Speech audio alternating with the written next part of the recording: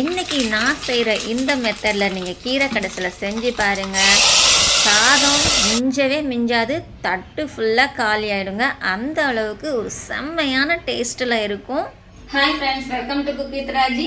இன்னைக்கு வீடியோவில் நம்ம பார்க்க போகிறது அரைக்கீரை கடைசல். இது எப்படி பண்ணுறதுன்னு பார்க்கலாங்க. இந்த கீரை கடைசல் ரொம்ப டேஸ்ட்டாக இருக்கும். கீரை சாப்பிடாதவங்க கூட விரும்பி சாப்பிடுவாங்க. அந்த அளவுக்கு ஒரு நல்ல ருசியா இருக்கும், சத்தும் கூட. ஸோ இந்த அரைக்கீரை கடைசலை நம்ம எப்படி பண்றதுன்னு பார்க்கறதுக்கு முன்னாடி நீங்க நம்ம சேனலை சப்ஸ்கிரைப் பண்ணாம இருந்தீங்கன்னா சப்ஸ்கிரைப் பண்ணிக்கோங்க. வீடியோ பிடிச்சா வீடியோக்கு லைக் பண்ண மறந்துடாதீங்க. ஸோ வாங்க வீடியோக்குள்ள போகலாம். இந்த அரைக்கீரை கடைசல் பண்ணுறதுக்கு நான் இன்னைக்கு ஒரு கட்டு அளவுக்கு அரைக்கீரை எடுத்திருக்கேங்க. இதை நல்லா கை பார்த்து சுத்தம் பண்ணி 2 தடவை நல்லா தண்ணியில் அலசி நீட்டாக கழுவி எடுத்து வச்சுருக்கேங்க. மணல் அதிகமாக இருக்கும், அதனால் நல்லா சுத்தம் பண்ணி எடுத்து வச்சுக்கோங்க. அடுத்ததாக இந்த கீரைக்கு தேவையான அளவுக்கு நான் 3 தக்காளி, 50 கிராம் அளவுக்கு சின்ன வெங்காயம், 3 பச்சை மிளகாய், அப்புறம் 20 பல் பூண்டு எடுத்துருக்கேங்க. இந்த பூண்டை நீங்கள் தோலை உரித்து எடுத்து வச்சுக்கோங்க. அடுத்ததாக இது கூடவே நம்ம பருப்பு எடுத்து வச்சுக்கலாங்க. கீரைக்கு தேவையான அளவுக்கு பருப்பு, 1 டம்ளர் அளவுக்கு பாசிப்பருப்பு எடுத்துருக்கேங்க. பாசிப்பருப்பு வந்து சின்ன டம்ளரில் 1 டம்ளர் அளவுக்கு எடுத்துருக்கிறேன். கீரைக்கு தேவையான அளவு எடுத்தால் போதும், அதிகமாகவும் ஆகிடக்கூடாது, கம்மியாகவும் ஆகிடக்கூடாது. ஸோ இப்போ இந்த பாசிப்பருப்பை நம்ம தண்ணி வச்சு நல்லா கழுவிடலாங்க. நீங்கள் 2 தடவை தண்ணி வச்சு நல்லா கழுவிடுங்க. கழுவுனா இதில் உள்ள அழுக்கு தூசு எல்லாம் நல்லா போயிடும். ஏன்னா நம்ம பருப்பு கழுவாமல் யூஸ் பண்ணக்கூடாது. ஸோ இப்போ இது நல்லா கழுவிட்டு வடிகட்டிடலாம். நீங்கள் கழுவும் போது சாதாரணமாக டேப் வாட்டரில் கழுவிக்கோங்க. ஆனால் இது வேக வைக்கும் போது நம்ம நல்ல தண்ணி ஊற்றி தான் வேக வைக்கணும். இதை வேக வைக்கிறதுக்கு நான் குக்கரெல்லாம் யூஸ் பண்ணலைங்க. பாசிப்பருப்புன்றதுனால சீக்கிரமாக வெந்துடும். அதனால் நான் குழம்பு வைக்கிற பாத்திரத்துலேயே இந்த பருப்பு போட்டுக்கிறேங்க. இப்போ இது கூட நான் ஏற்கனவே எடுத்து வச்ச பூண்டு சேர்த்துக்கிறேன். அப்புறமா வெங்காயம் அதையும் அப்படியே முழுசாக சேர்த்துக்கிறேங்க. நம்ம கட் பண்ணி சேர்க்கணுன்னு எல்லாம் இல்லை. வெங்காயம் வந்து நம்ம கடையும் போது அது நல்லா மசிஞ்சிரும், அதனால் நீங்கள் அப்படியே சேர்த்துக்கோங்க. பச்சை மிளகாய் போடும்போது மட்டும் பச்சை மிளகாயை 1க்கு 2 கீரி போட்டுக்கலாங்க. ஃபுல்லாக கட் பண்ணிட வேண்டாம், இந்த மாதிரி நடுவில் கீரி போட்டால் மட்டும் போதும். தக்காளியும் அதே மாதிரி தாங்க. நம்ம ஒரு தக்காளியை 4 பீஸாக கட் பண்ணி சேர்த்துக்கலாம். நான் வந்து கையிலே கட் பண்ணுறேன், எனக்கு இந்த மாதிரி கையிலே கட் பண்ணி பழக்கம். அதனால் நீங்கள் கட் பண்ணும்போது பலகையில் வச்சு கட் பண்ணிக்கோங்க, கையை கட் பண்ணிடாதீங்க, பார்த்து கவனமாக நறுக்கிக்கோங்க. அடுத்ததாக கூடவே 1 ஸ்பூன் அளவுக்கு சீரகம் சேர்த்துக்கலாங்க. நான் சின்ன ஸ்பூன் அப்படின்றதுனால 2 ஸ்பூன் சேர்த்துட்ருக்கிறேன். பெரிய ஸ்பூனுன்னா 1 ஸ்பூனே போதும். கூடவே 1/4 ஸ்பூன் அளவுக்கு பெருங்காயம் சேர்த்துக்கலாங்க. பெருங்காயம் கண்டிப்பாக சேர்த்துக்கோங்க, ஏன்னா நம்ம வந்து இதில் பாசிப்பருப்பை யூஸ் பண்ணுறதுனால பெருங்காயம் கட்டாயம் சேர்த்துக்கணும். அடுத்து 1/4 ஸ்பூன் அளவுக்கு மஞ்சள் சேர்த்துக்கலாங்க. மஞ்சளில் ஆன்டிபயோட்டிக் அதிகமாக இருக்கிறதுனால நம்ம இந்த கீரைக்கு மஞ்சள் கண்டிப்பாக சேர்க்கணும். ஏன்னா மஞ்சள் வந்து கிருமி நாசினி. கீரையை நம்ம யூஸ் பண்ணுறதுனால அதில் கிருமிகள் இருந்தாலும் அழிச்சிரும். அதனால் நீங்கள் மஞ்சள் கட்டாயமாக சேர்த்துக்கோங்க. இப்போ இதெல்லாம் வேகிறதுக்கு நம்ம தண்ணி சேர்த்துக்கலாம். தண்ணி வந்து கொஞ்சம் 2 கப் அளவுக்கு தண்ணி சேர்த்துக்கோங்க. ஏன்னா நம்ம பருப்பு வெந்து வரணும் இல்லையா, பருப்பு வெந்து வந்து இந்த நம்ம சேர்த்துருக்கிறதெல்லாம் வேகணும், அப்புறம் கீரையும் வேகணும். அதுக்கு நீங்கள் எக்ஸ்ட்ராவாக 2 கப் அளவுக்கு தண்ணி சேர்த்துக்கோங்க. தண்ணி சேர்த்துட்டு இதெல்லாம் நல்லா கலந்து விட்டுருங்க. கலந்து விட்டுட்டு நம்ம ஸ்டவ்வில் இதை வச்சுட்டு ஒரு 10லேருந்து 15 நிமிஷம் வரைக்கும் இதை நல்லா வேக விடணுங்க.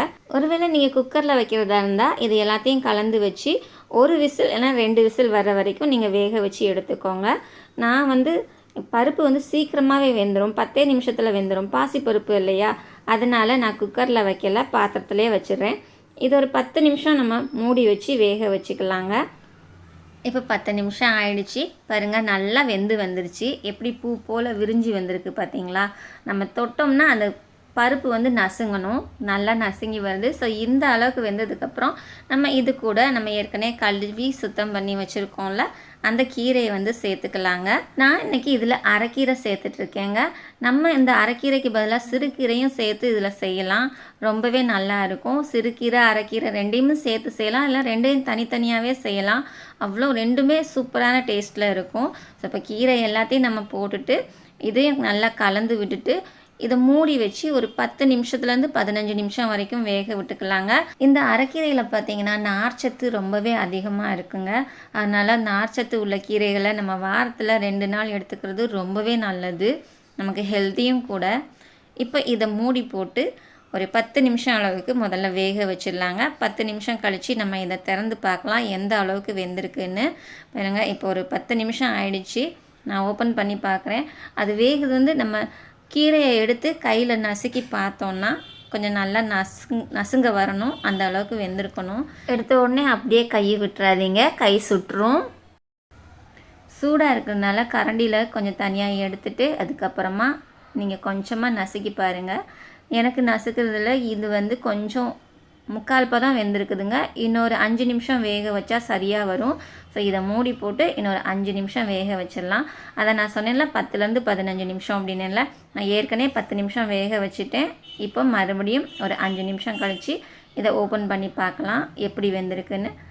பாருங்கள், இப்போ 5 நிமிஷம் ஆயிடுச்சு. இப்போது இந்த பக்குவம் வந்து கரெக்டாக இருக்கும். இப்போ நல்லா பார்க்கவே தெரியுது, நல்லா வெந்துருச்சு. இப்போ இந்த அளவுக்கு வெந்ததுக்கப்புறம் நம்ம ஸ்டவ்வை ஆஃப் பண்ணிவிட்டு இது லைட்டாக ஆற விட்டுக்கலாம். இல்லை அப்படியே கடையணுன்னாலும் கடையலாம்.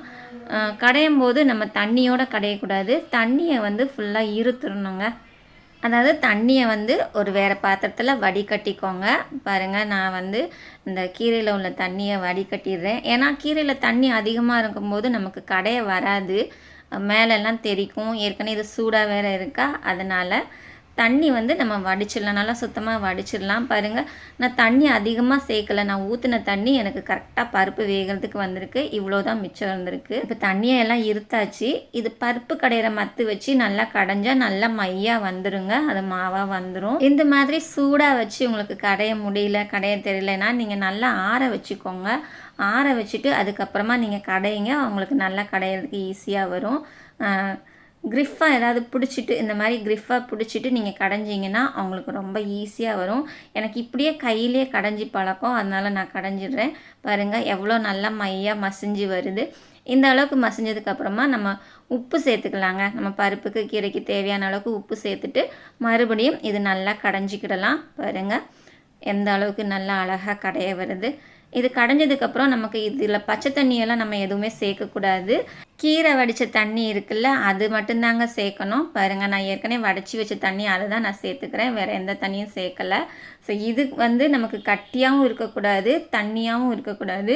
குழு குழுன்னு ஓரளவுக்கு நமக்கு சாதத்தில் பிணைஞ்சி அந்த சாப்பாட்டில் பிணைஞ்சி சாப்பிட்ற அளவுக்கு இருக்கணும். இப்போ இது நல்லா கலந்து விட்டுக்கலாங்க. கலந்து விட்டுட்டு இது லைட்டாக ஒரு தாளிப்பு சேர்த்துக்கலாம், அவ்வளோதான். இப்போ தாளிக்கிறதுக்கு நம்ம தாளிப்பு கரண்டியில் தேவையான அளவுக்கு எண்ணெய் சேர்த்துக்கலாங்க. எண்ணெய் சேர்த்துட்டு இதில் கடுகு உளுத்தம்பருப்பு போட்டுக்கலாம். கொஞ்சமாக கடுகு உளுத்தம்பருப்பு போட்டு இது நல்லா வெடிக்கட்டும். இது நல்லா பொரிஞ்சு வந்த உடனே இதில் நம்ம ஒரு கொத்து கருவேப்பிலை வந்து உருவி சேர்த்துக்கலாங்க.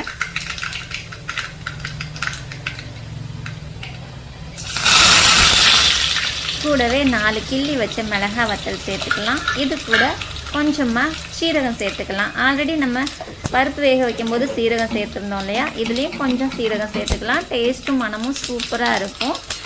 இது நல்லா கொஞ்சம் நல்லா பொரிஞ்சு வந்ததுக்கப்புறமா இதை நம்ம எடுத்து நம்ம கடைஞ்சி வச்ச கீரையில் ஊற்றி தாளிச்சிடலாங்க. அவ்வளோதாங்க, சூப்பர். மனம் அருமையாக வருது, டேஸ்ட்டும் சும்மா பக்காவாக இருக்கும். பாருங்கள் எவ்வளோ நல்லா வந்திருக்கு. இப்போது இதை நம்ம வேறு பாத்திரத்தில் மாற்றிடலாங்க. மாற்றிட்டா நம்ம கீரை கடைசல் ரெடி.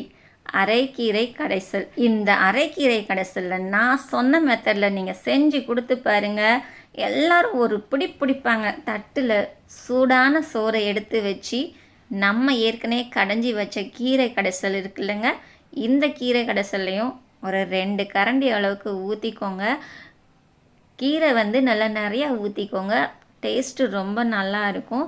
இதுக்கு தொட்டுக்க சைட் டிஷ் வந்து பார்த்திங்கன்னா கத்திரிக்காய், கார கத்திரிக்காய் கூட்டு ரொம்பவே அருமையாக இருக்குங்க. இன்றைக்கி நான் கார கத்திரிக்காய் கூட்டு தான் வச்சுருக்கிறேன். இது எல்லாத்தையும் நம்ம கலந்து உருண்டை பிடிச்சி ஒரு பிடிச்சோம்னா அவ்வளோ அருமையாக இருக்குங்க. பார்க்கவே எவ்வளோ நல்லா இருக்குது பார்த்தீங்களா. இப்போ இது டேஸ்ட் பார்த்துடலாங்க. சாப்பிட்டு பார்த்துடுறேன். வாயில வச்சுட்டு பேச முடியலங்க, அவ்வளோ ஒரு டேஸ்டா இருக்கு. செம்ம பசியில இருக்கேன், ஃபுல்லா சாப்பிட்டு வந்து பேசுறேன் நான், சரிங்களா. கீரை கடைசல் அப்படியே டேஸ்ட் வந்து நல்லா சாப்பிட்டு முடிச்சதுக்கு அப்புறமும் நல்லா வாயில அப்படியே டேஸ்ட் நிக்குதுங்க. அவ்வளவு நல்லா சூப்பரா இருக்கு. சோ இந்த வீடியோ உங்களுக்கு ரொம்பவே யூஸ்ஃபுல்லா இருக்கும்னு நினைக்கிறேன். வீடியோ பிடிச்சிருந்தா வீடியோக்கு லைக் பண்ணிருங்க. நம்ம சேனலை சப்ஸ்கிரைப் பண்ணாம பாத்துட்டு இருக்கீங்கன்னா உடனே சப்ஸ்கிரைப் பண்ணிக்கோங்க. மறுபடியும் அடுத்த வீடியோல இன்னொரு சூப்பரான ரெசிபியோட பார்க்கலாங்க. பை.